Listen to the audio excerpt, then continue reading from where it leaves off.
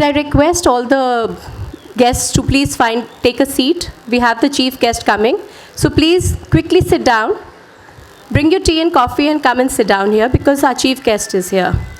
Actually, could you all stand and give him a round of applause, please, and welcome him? Thank you.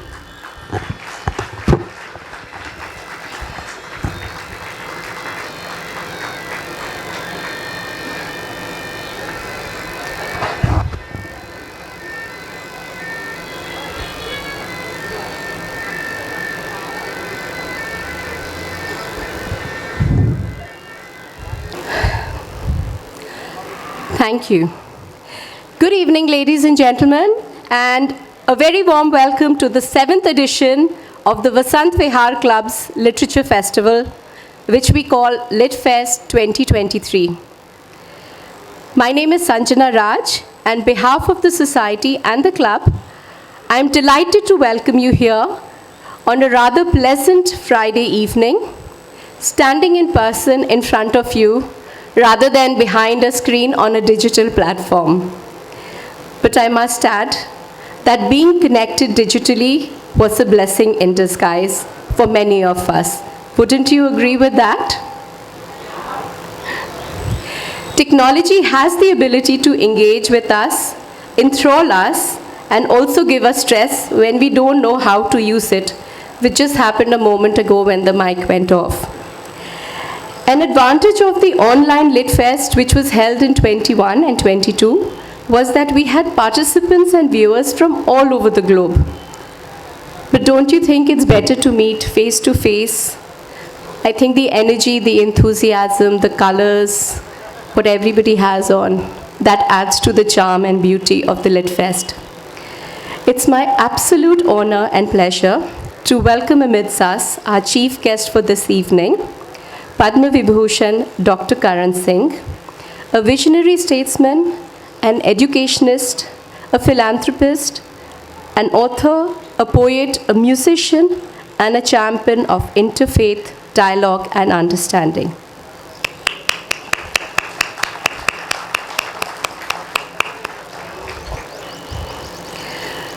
The Vasant Vihar LitFest is the most eagerly awaited event in the club's calendar.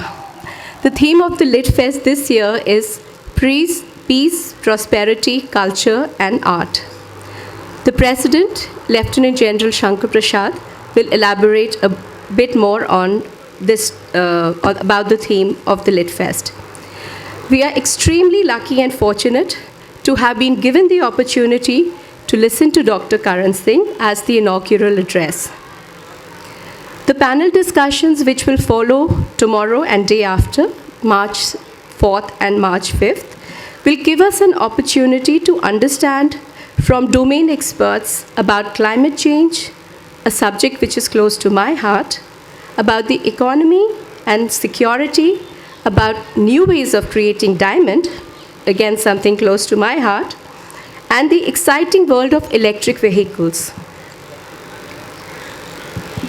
Will it help reduce carbon footprint, the electrical vehicles? You need to come and listen to that to find out what they have to say, because we have domain experts who are part of our panels. There are book discussions. There's a talk about the Delhi, which is called Lutyens Delhi, and we have a session of women who are in control. I won't say anything more about that topic just yet.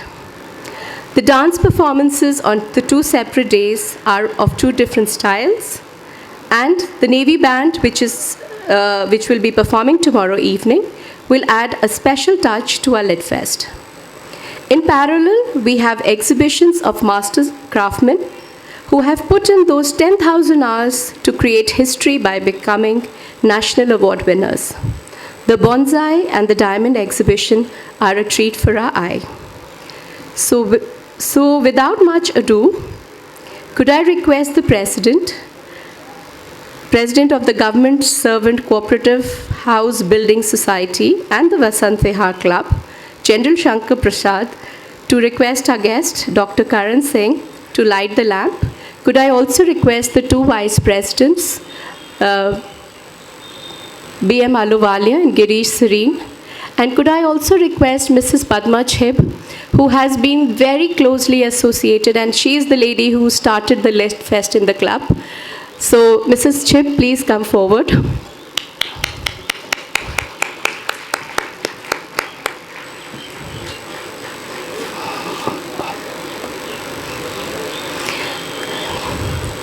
We seek the blessing of the Almighty and our Gurus by lighting the lamp.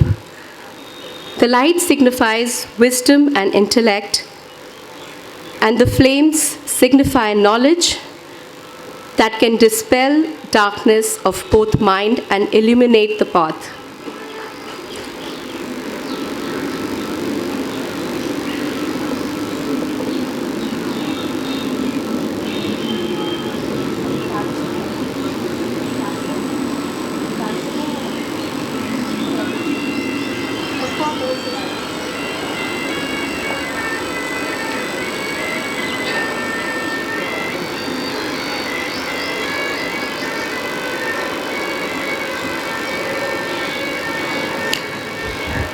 Thank you for that.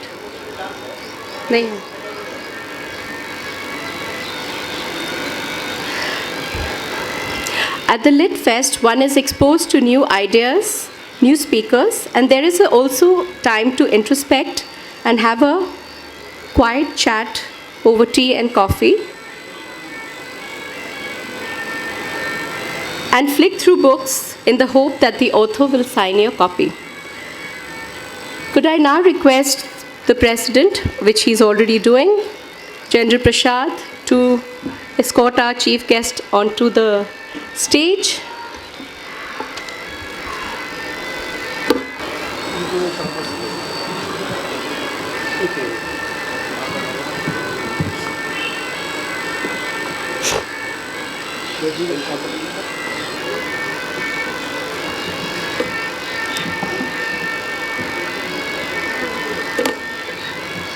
Ladies and gentlemen, Padma Vibhushan, Dr. Karan Singh.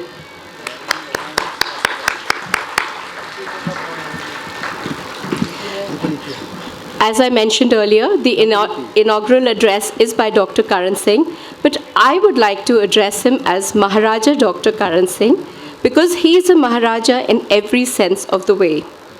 His action, spirit of generosity, his kindness, his humility, and his love for art and literature all speak volume about him.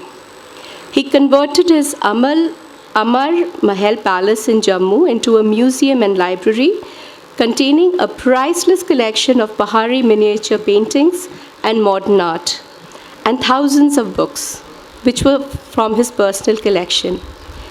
He set up several trusts in Jammu and Kashmir to look after and preserve temples and shrines. His political life of service started at the tender age of 18 when he was appointed regent by his father, Maharaja Hari Singh. He was elected 4 times to the Lok Sabha and 4 times to the Rajya Sabha. He was the youngest cabinet minister in his time and has left a long-lasting impact on the portfolios that he was assigned to.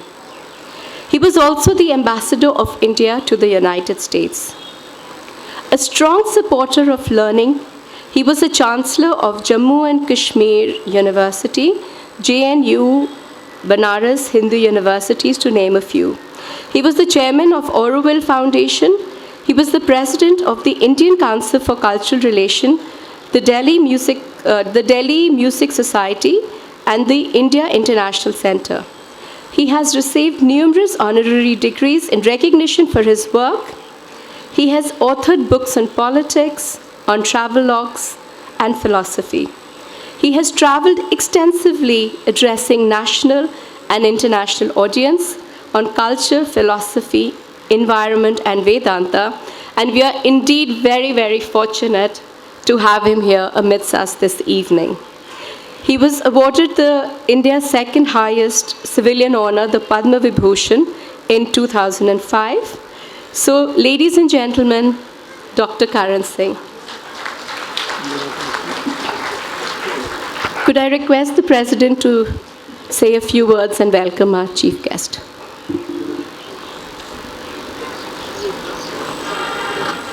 Good evening, ladies and gentlemen.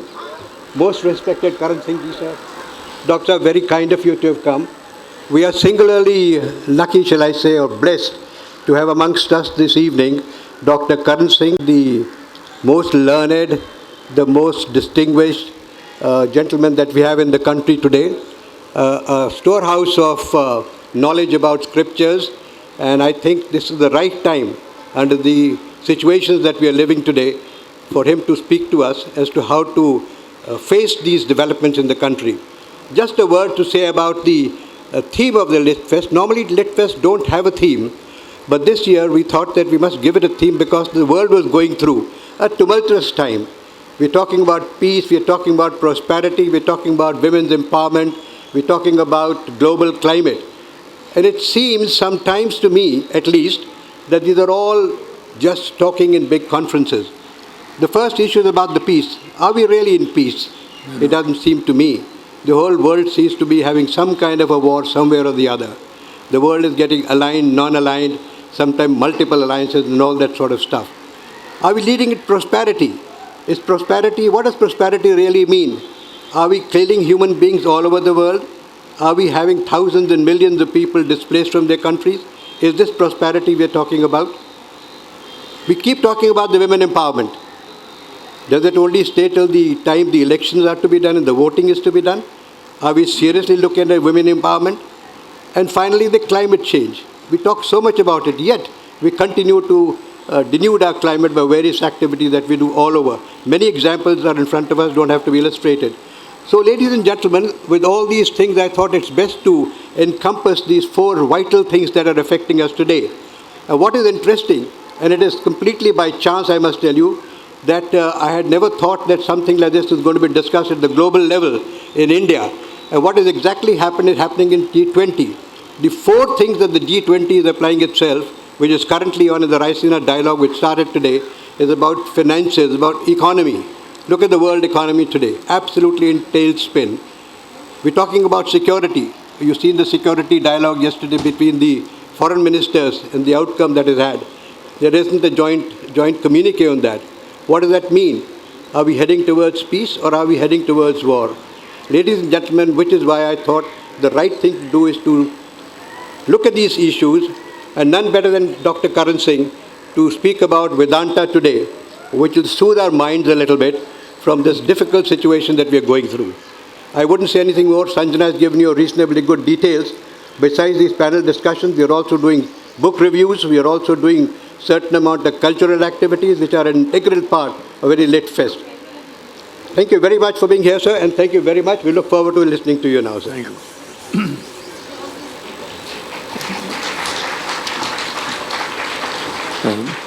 President of the Vasant Vihar Club, Lieutenant General Shankar Prasad, office bearers of the club, distinguished members and residents of Vasant Vihar, which is surely among one of the most excellent colonies in Delhi, and friends.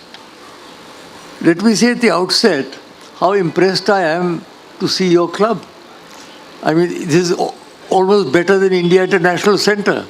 Your swimming pool, IIC doesn't have a swimming pool, and the way you've organized it and your beautiful pamphlet, Jan Sahab, I must congratulate you and your team for the excellence that you are showing, because that's one thing that we lack in this country, is a quest for excellence, whether it is publishing a booklet or whether it is organizing an exhibition.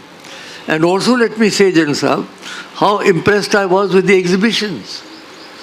How you've got all these creative people from different parts of the country together, and it's really a feast. I must say, I am extremely impressed. Now, this is a LitFest, and perhaps I should have actually been speaking on literature. But, by the way, I brought you my latest book for the Vasant Vihar Club Library. I thought I'd give you a copy at LitFest. Thank you so much. Thank you so much. Perhaps your members can read them at some point in time. But then when we were talking in Saab and I said, how about Vedanta? Because Vedanta is a word that's often used but seldom understood. Everybody uses Vedanta. So we said, let's do that. And let me talk on Vedanta today, meaning that does it have any relevance for us today, or is it only something that existed thousands of years ago? So I thought I'd speak upon about Vedanta, some general views on that. And as you say, Jansa, we live in an age of great turmoil and transition, where the old is disappearing and the new is struggling to be born, and we find ourselves rather like the Shanku. We are, as it was, hung between a disappearing past and an uncertain future. There's been so much change. I am now 92. How many generations I have seen in my own life? And each generation now, technologically, every 5 years is a new generation. I remember when I went to school, there was no television, there was no question of a computer, didn't arise. And yet we seem to be educated reasonably well. But now they have all these new devices and all. It is very good. And I am astounded always. Even that device in the car, which tells us where to turn and how to get to Vasant Vihar, that blows me away. I can still never understand how that woman knows where we are going. And inaccurately, यहाँ से right करो, यहाँ से left करो, कि जैसे बैठी हो गाड़ी में. I mean, it's quite uncanny, you know. And now the latest, of course, is Chat GPT. In case you haven't heard of it, it's the latest thing. You just talk to it. For example, I said, I want an essay on Jammu and Kashmir in 500 words. Tick, tick, tick, tick, tick. Within half a minute, they put it. It's I don't know how it's going to impact our lives, how it's going to impact our education. But the point I'm making is that we are living in an area of transition and turmoil. And at a time like this, we look back to our scriptures, not in order to go backwards in time. Please be very clear. There's no question of going back. Chare veti, the Vedas says, move onwards, move onwards. We can put a satellite towards Mars, but we can't run a proper system. You know, it's quite astounding. It always happens wherever I go, you know. जिससे मैं जानना, एक दफा break down तो होना ही होना है क्या तुम? हाँ, जितना मर्जी तुसी चलाकियाँ करो. So we look back, as I said, on our scriptures, not in order to go backwards in time, because people who think we can go back to some kind of a golden age are living in a fool's paradise. Whether that age was in fact golden, was it golden only for one section of society or for public at large? I don't want to get into that discussion. But we look to our scriptures to see whether we can get the guidance that we need to go boldly into the future.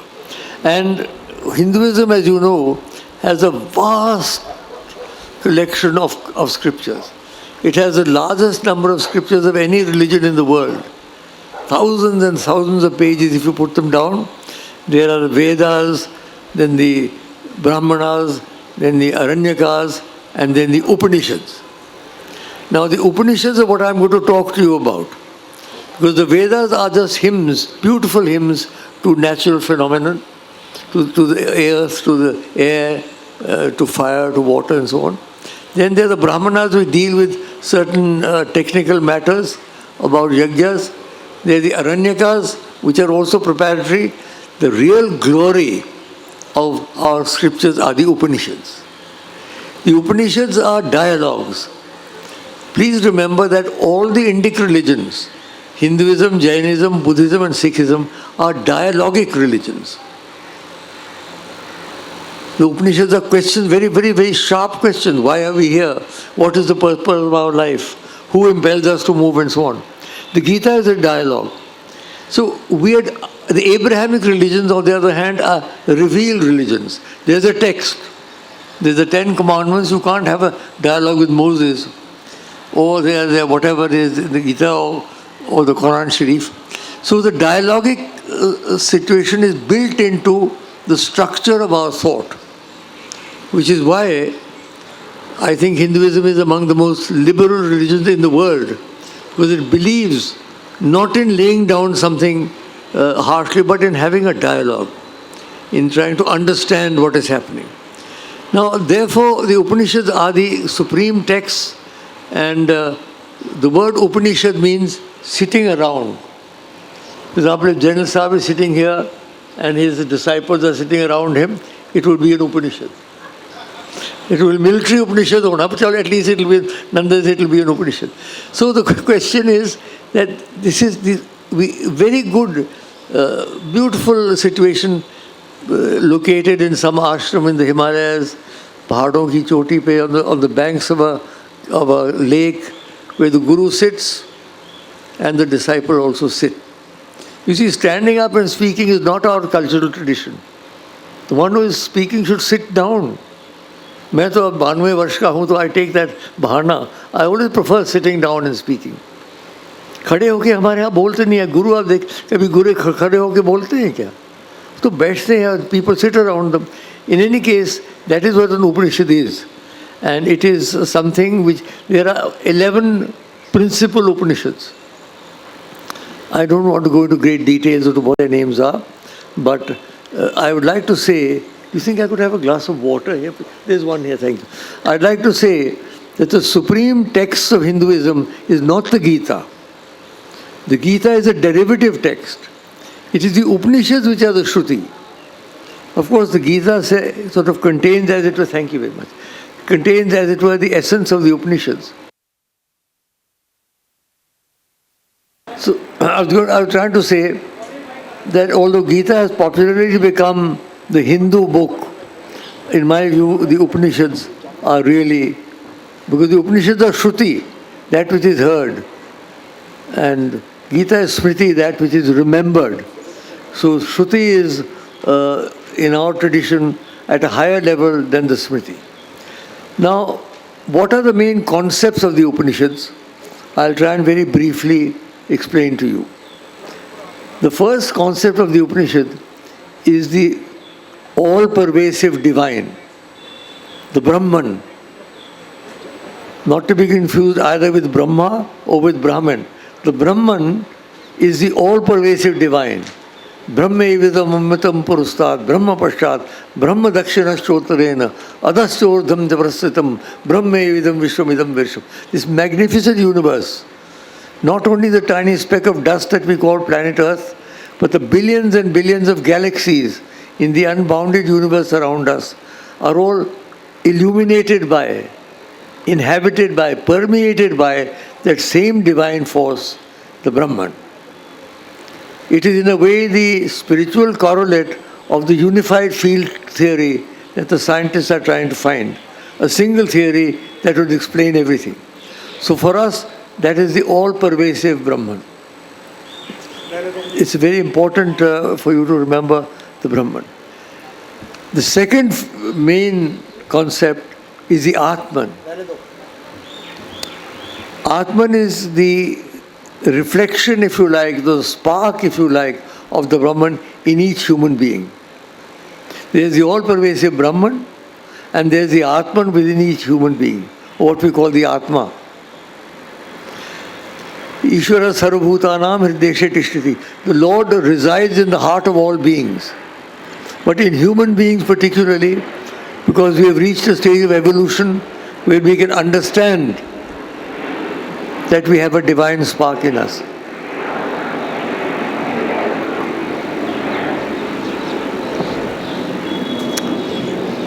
And fanning that divine spark into the blazing fire of spiritual realization is the goal of life. The real goal laid down is to join the Atman and the Brahman. Now, how do we join them? We join them through what is known as yoga, but not just the physical exercise. Yoga comes from the same root as the word yoke. Yoga means to join. There are 4 principal yogas in our tradition. There is the Jnana Yoga, the Bhakti Yoga, the Karma Yoga, and the Raj Yoga. And I'll take them one by one very briefly. The Jnana Yoga is the way of the mind, of intellectual inquiry, of trying to realize what is the reality behind outer situations, of Sat Asat Viveka, discrimination between reality and unreality. And that is the way of the mind. That's the way of Plato. If any of you have read Plato, the greatest Western philosopher, he said we are all in a cave. And all we see are shadows thrown on the wall of the cave. We don't see the actual figures or even the light. So that is the mode of Jnana Yoga. The way of practicing, that is studying scriptures, thinking about these problems and meditating. That is Jnana Yoga. The second yoga is the Bhakti Yoga. Now the Bhakti Yoga, you all know, you've all heard about the Bhakti Yoga. The Bhakti Yoga, if Jnana Yoga is the way of the mind, Bhakti Yoga is the way of the heart. You've got to fall in love with the divine, which whatever way you like the divine, you want to imagine divine, you've got to have love, because without love you can't move. Love is the most powerful force in the world, as against hatred, which is also very powerful. And unless in the spiritual quest our hearts open, the heart chakra opens, we will not move forward on the spiritual path. Whichever form you like. And that's one of the glories of Hinduism. It gives us a lot of options. You can go to one form or the other form, a male form or female form, but you have options. But whichever form you like, your heart has got to open to that form. Otherwise you are not going to move. It's like a double-engine plane. Only the mind won't take you there. The heart is important. And as I said, you've got to in fact fall in love with the divine. Now the third path is the Karma Yoga. Jnana Yoga, the way of the mind. Bhakti Yoga, the way of the heart. Karma Yoga, the way of the hands. Karma Yoga is very important because in this day and age, we cannot go into a cave and spend the rest of our lives meditating. We are all involved in doing something. Even those of you who have retired, I'm sure you're also doing something creative. Like General Sahib is organizing these LitFests. That's your Karma Yoga. So, Karma Yoga is the way of the arms. It's very important. The Gita particularly stresses Karma Yoga. Because there was at one stage a feeling that no, karma is not to be done, aap phas jaoge karma mein, therefore you keep away. That's not true. You've got to do, but how, what sort of karma? Every karma is not Karma Yoga. Throwing bombs on defenseless human beings is not Karma Yoga. Allowing millions of people to starve is not Karma Yoga. Karma Yoga has to be work which is dedicated to the divine. I'll give you an example. When Rajaraja Chola, the great Tamil emperor, the Chola emperor, was building the Brihadishwara temple. I don't know how many of you have been there. Probably the greatest temple in India. In Tanjavur. He went out one day to inspect the work. And he came across a man who was cutting stone. He asked him, "What are you doing?" He said, "Sir, I'm cutting stone." Just a Rajasic reply, no deeper. A little further, another man was also cutting stone. He asked him, "What are you doing?" He said, "Sir, I'm earning a living." At least he's supporting his family, he had some motive. He went to the third man, asked him, "What are you doing?" He said, "Sir, I'm building a great temple." They were doing the same things. But look at the difference of attitude. The first one was a purely Rajasic one, without any emotion or any pride. The second one at least had the idea that he's looking after his wife and children. Third one had the idea of the great temple. So we are all involved in building a great temple. Free India is supposed to be a great temple. Bhavani Bharati, they've been worshipped for ages. The whole freedom movement revolved around the idea of Bhavani Bharati. I won't go into the details of that. Lots of great thinkers, people like Sri Aurobindo and others, envisaged India as a living entity. So Karma Yoga is work dedicated to the divine. The Gita says it in one shloka. Yata pravrittir bhutanam yen sarvamidam tatam swakarmanatam abhyarcha siddhim vinditi manava. That power that permeates universe, which I talked about Brahman, by worshipping that through our work, manav siddhiti, man moves towards perfection. Therefore, dedicated karma yoga is also a very important modality. I am talking of the 4 yogas, the 4 ways to join the Brahman and the Atman. Jnana yoga, the way of the mind, bhakti yoga, the way of the heart, karma yoga, the way of the arms, and Raja yoga, the way of the breath. All of us breathe. When we are born, we start breathing. And when we die, we talked about the last breath. But how many of you have watched your breathing? Have you ever sat quietly and just watched yourself breathe?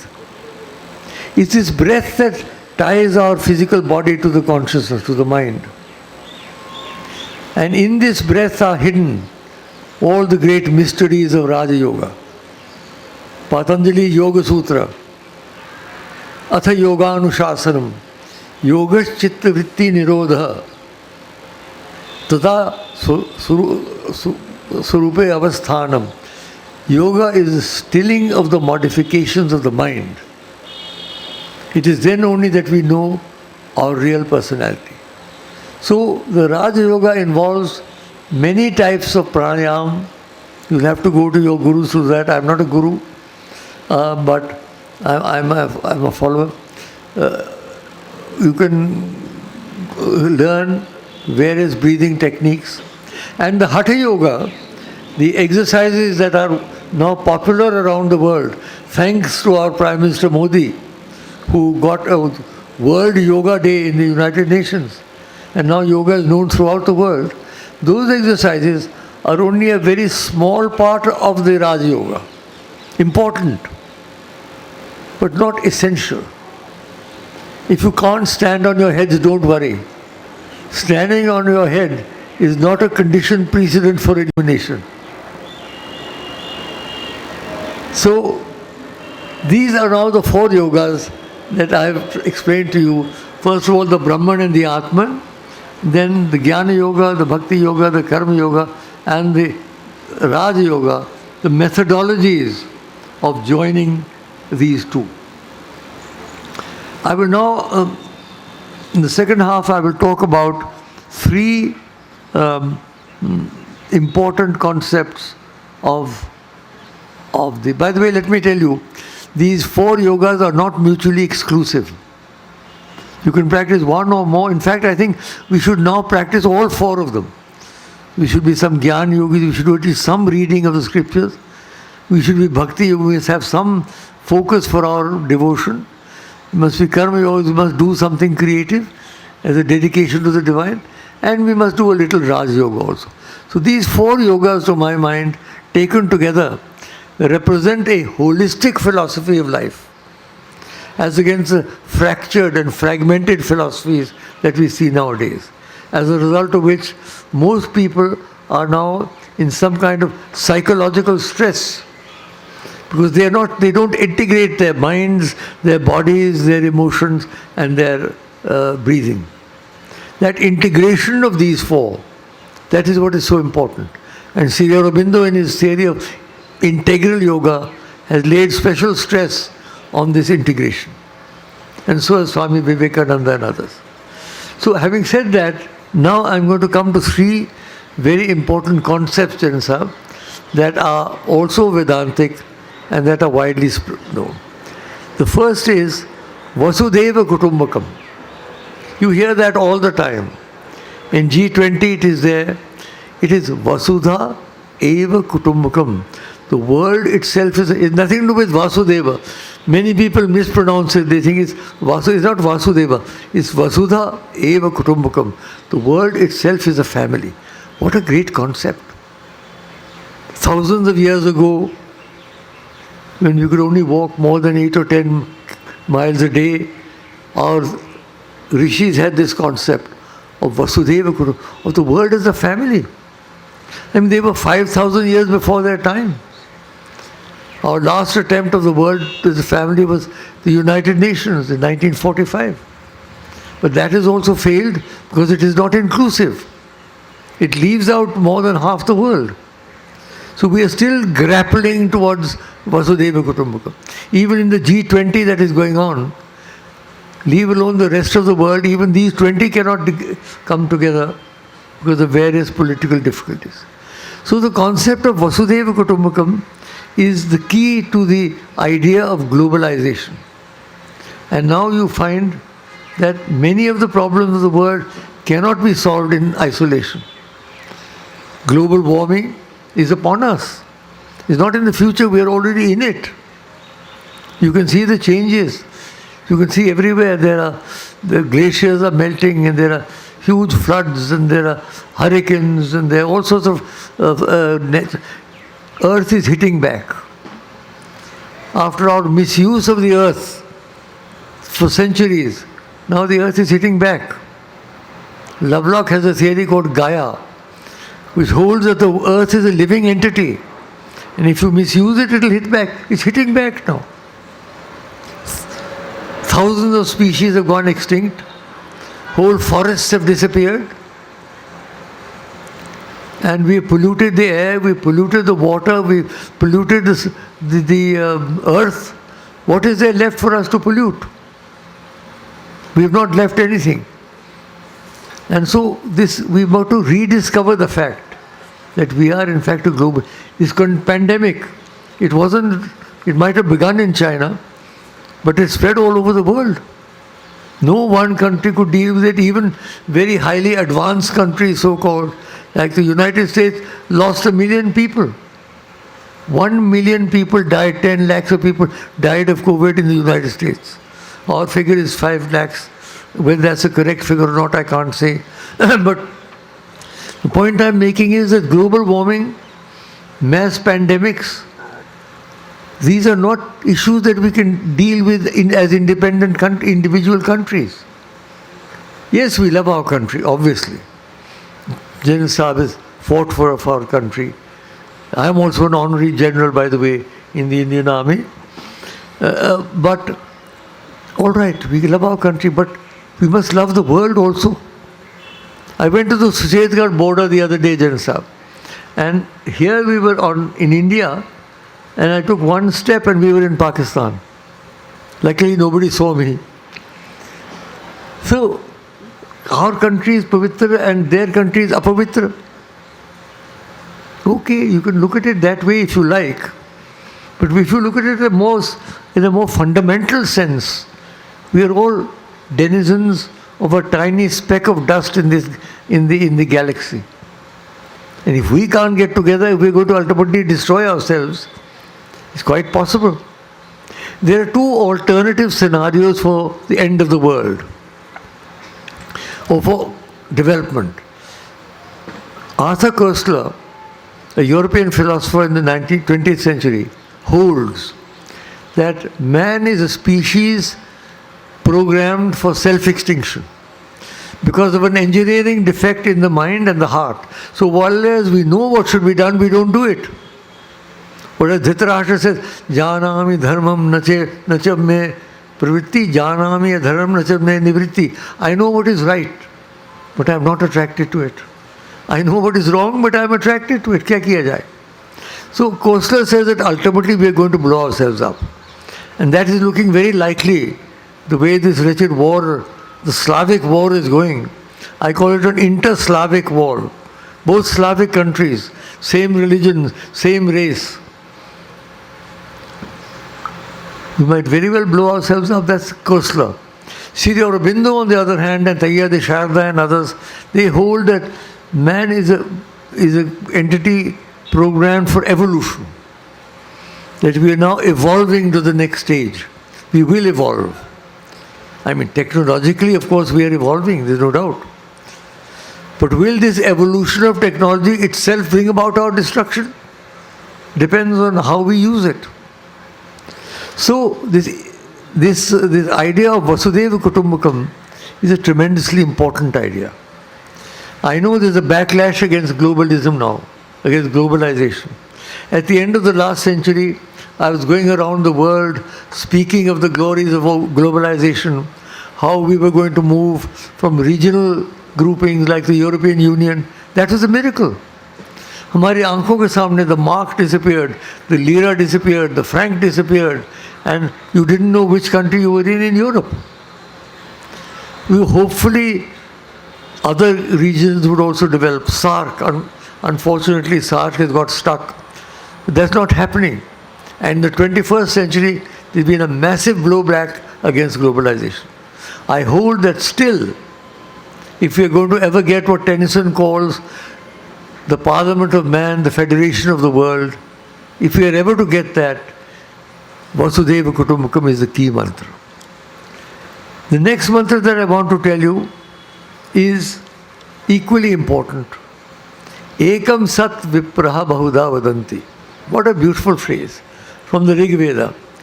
The truth is one. The wise call it by many names. Hinduism is one religion which has never said this is the only way. There are multiple ways to the divine. Unless you accept multiple ways to the divine, there will never be peace on earth. I can say that for me, my path is the best. But I cannot say that because you are not following my path, I can blow you up or torture you or cut off your head. This is a great concept. We still are grappling with it. This is the key. If Vasudhaiva Kutumbakam is the key to the global society, Ekam Sat Vipraha Bahuda Vadanti is the key to the interfaith movement. The interfaith movement began in Chicago in 1893 with the first Parliament of the World's Religions, where Swami Vivekananda arrived as a result of a mysterious concatenation of circumstances and made such a tremendous impact which still abides. Since then there have been many parliaments around the world, and this year it is going back to Chicago. I attended the first one, I remember. In 1993, we started the second one really. The first one was 1893. The new series started and has been going around. Now the interfaith movement seeks to bring people together of different religions in a harmonious dialogue. It's not a Shastrarth. Shastrarth tried to prove which one was superior. Interfaith movement doesn't do that. Interfaith movement simply wants people to understand each other. I don't know whether any of you are seeing a serial that I am anchoring. Don't think you would have seen that. On Sansad TV. Sansad TV has been running for the last year a serial which I started called Ekam Sat, इसी का first two words. And we have presented representatives of all the great religions of India. We've presented them and they've spoken about their own religion. It's a part of our interfaith movement. So we have got to understand the days of religious wars are over. The days of any wars are over, as Modi rightly said, but of religious wars particularly. So this idea of religious divisions has already cost India very dearly. India was broken into three pieces in 1947 as a result of this religious fundamentalism. And now again, we must not allow that to surface. I come from a Muslim majority state. As a child, we used to go to the Dargah Sharif of Alamdar-e-Kashmir, Sheikh Nuruddin Nurani in Chirare Sharif, or to Makhdoom Sahab, or to Hazrat Bal, with the same Shraddha that we went to our own temples, or that we go to the Darbar Sahab. That has now disappeared. That great Sufi culture of Kashmir has disappeared, and the fundamentalists are trying to Semitize once again, the whole religion, and therefore bring one against the other. That should never be done in any religion, particularly not in Hinduism, which is based on this concept of Ekam Sat Vipraha Bahuda Vadanti. So that is the second key concept that I wanted to explain to you.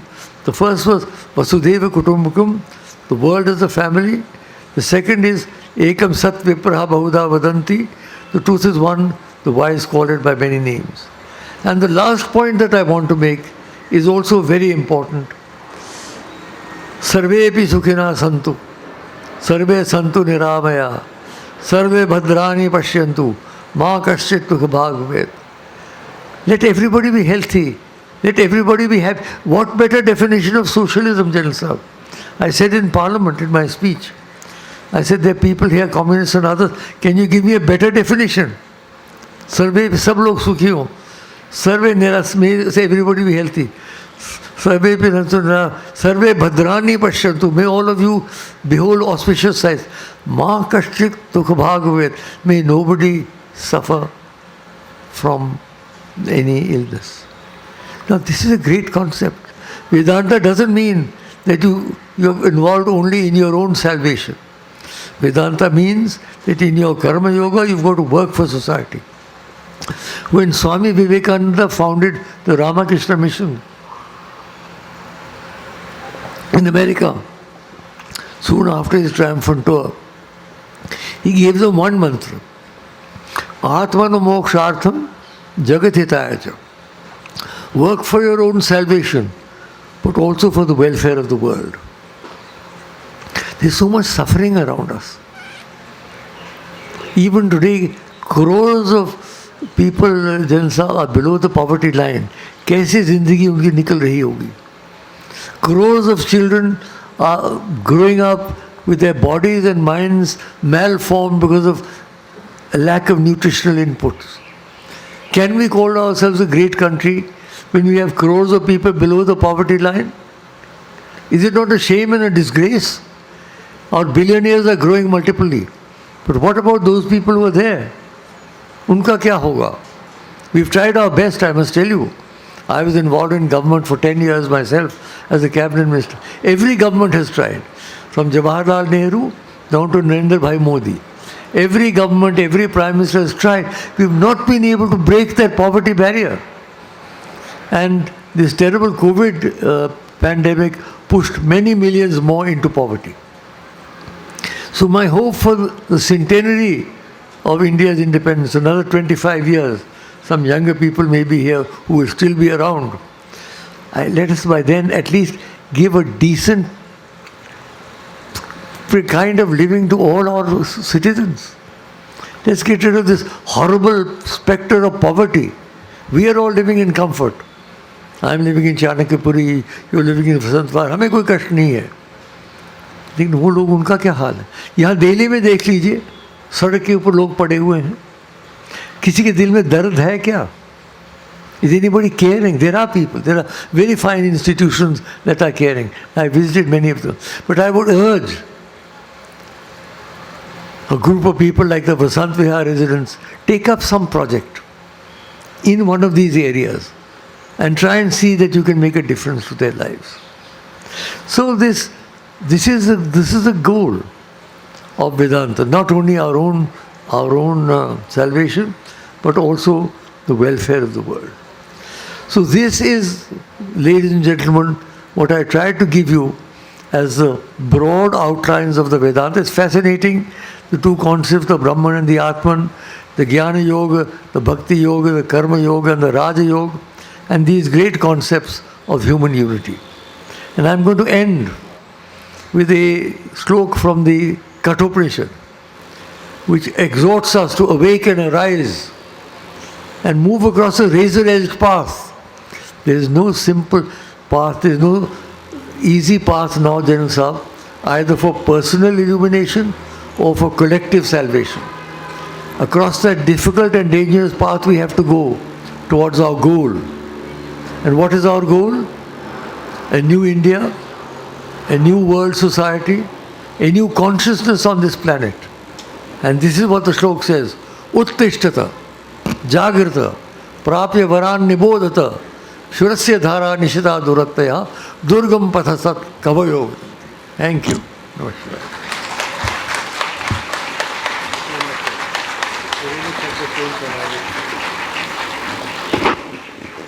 I think that deserves a standing ovation, really.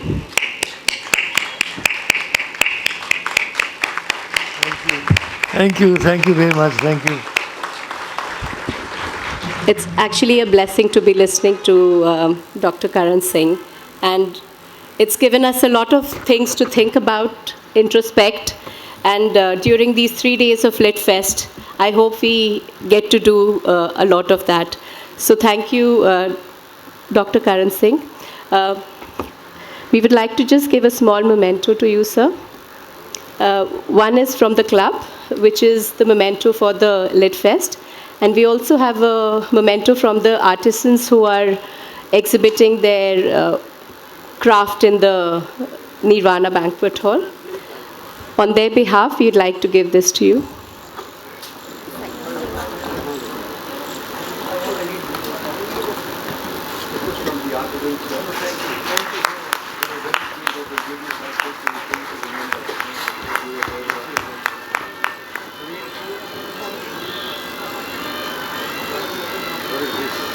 Just small little tea light for you, so there's nothing very good. Just pull up and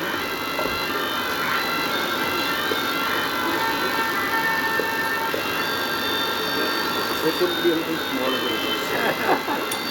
It's small, but beautiful. That's how I would describe it. Feel like that. Oh my God. This is like the Russian.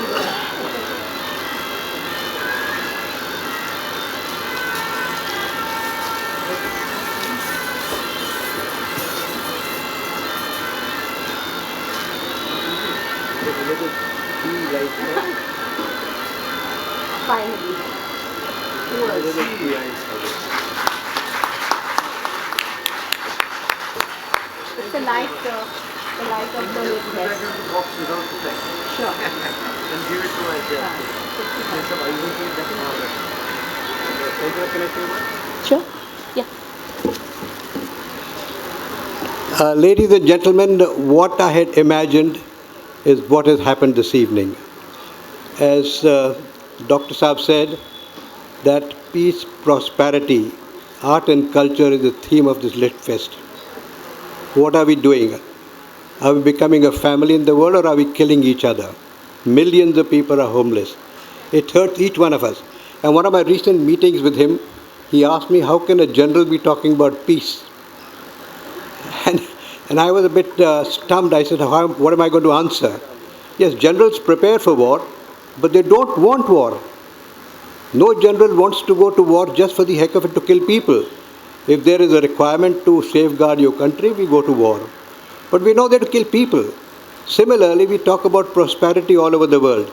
You just heard, and I'm so delighted this evening, and I'm sure so all of you, that he has really set the tone for this LitFest.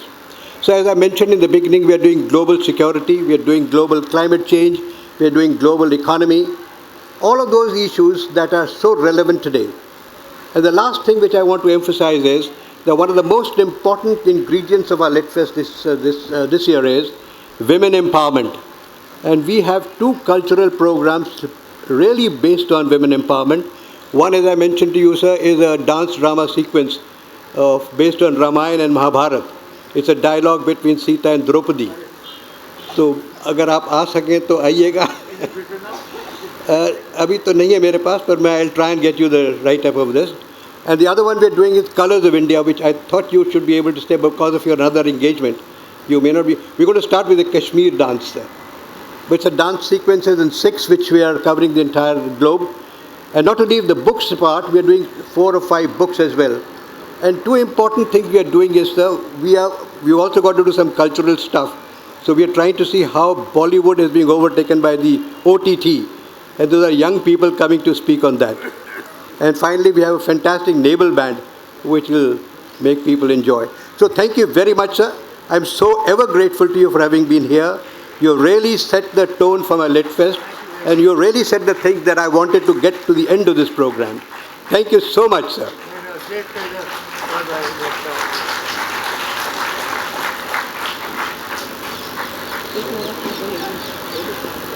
Would you know?